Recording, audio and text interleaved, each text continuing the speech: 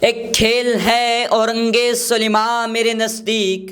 ایک کھیل ہے اورنگ سلیماں میرے نزدیک، ایک بات ہے اعجاز مسیحا میرے آگے۔ صدر محترم،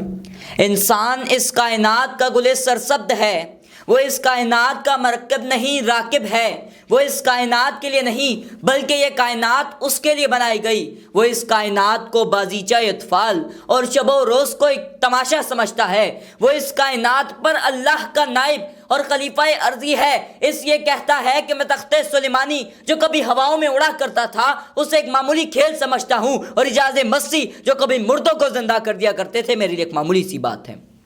صدر محترم، یہ بات سچ ہے کہ وہ انسان جو کبھی بجلی کی چمک، بادلوں کی گرج، ہواؤں کی تیزی، آندھیوں کی تندی، سمندروں کی بپھری لہروں، دریاؤں کی طغیانی، صحراؤں سے اٹھتے ہوئے طوفانوں، بلندوں بالا پہاڑوں اور آسمانوں کی وسعتوں کو دیکھ کر خوف زدہ ہو جایا کرتا تھا، آج اتنا نڈر ہو چکا ہے کہ کائنات کی طاقتوں کو اپنا غلام بنا رہا ہے۔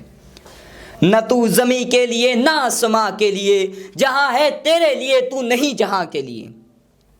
اس کی تسخیر فطرت نے دنیاوی قوتوں کا انکشاف کیا اور بحر خار کی تہوں کو کھنگال ڈالا۔ میرے ذوق تسخیر فطرت کے آگے عناصر کا قلب و جگر کانپتا ہے۔ صدر محترم، اللہ نے چونکہ انسان کو بہترین ذہانت سے نوازا، اب وہ یہ سوچنے لگا کہ کیوں نہ یہی ذہانت مشینوں میں بھی منتقل کر دے تاکہ وہ انسان کی طرح کام کریں اور کارہائے نمایاں انجام دیں۔ اسی سوچ کے بلبوتے پر بہت سی مشینیں ایجاد کر لی گئیں، جن میں مشین لرننگ نیٹ ورکس، تجزیاتی خوار کی تشخیص، خود چلنے والی گاڑیاں، طبی تشخیص کے لیے مشینیں، مواصلات کی اسپیم کو روکنے کے لیے اسٹریمنگ اپلیکیشنز اور غیر ای میلز کی فلٹریشن کے لیے مشینیں ایجاد کی جا چکی ہیں۔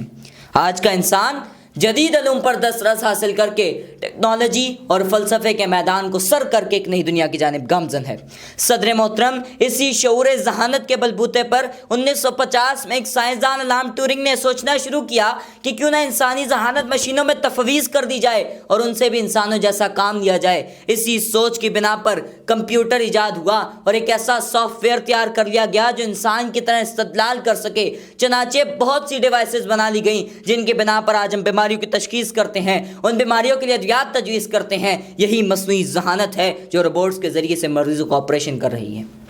موسموں کے حالات سے آگاہی ہو رہی ہے، خود کار گاڑیاں چل رہی ہیں، ٹریفک کو کنٹرول کیا جاتا ہے، موبائلز کے ذریعے سے مطلوبہ معلومات حاصل کی جاتی ہیں، گاڑی چلاتے وقت گوگل میپس کے ذریعے سے راستوں کی نشاندہی کی جاتی ہے، راستوں کی مشکلات کا معلوم ہوتا ہے، حتیٰ کہ یہاں تک بتا دیا جاتا ہے کہ سواریاں کہاں سے زیادہ ملیں گی۔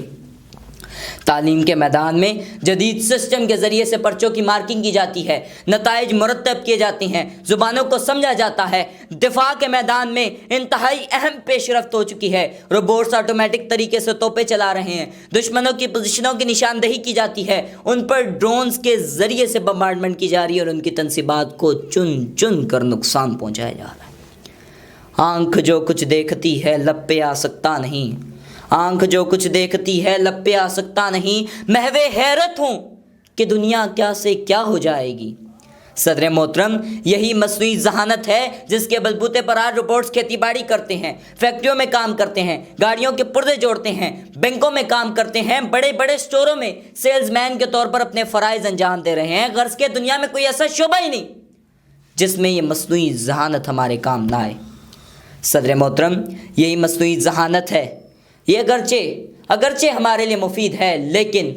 لیکن اسٹیفن ہاکنگ نے کہا تھا کہ اگر تم نے مصنوعی ذہانت کو بروئے کار لاتے ہوئے یہ دنیا مشینوں کے حوالے کر دی اور ان میں انسانی سوچ منتقل کر دی گئی اور انہوں نے خود کار طریقے سے انسان کی طرح کام کرنا شروع کیا تو یہ تمہاری دنیا تباہ کر دیں گی۔ ہے دل کے لیے موت مشینوں کی حکومت، ہے دل کے لیے موت مشینوں کی حکومت، احساس و مروت کو کچل دیتے ہیں آلات۔ شکریہ۔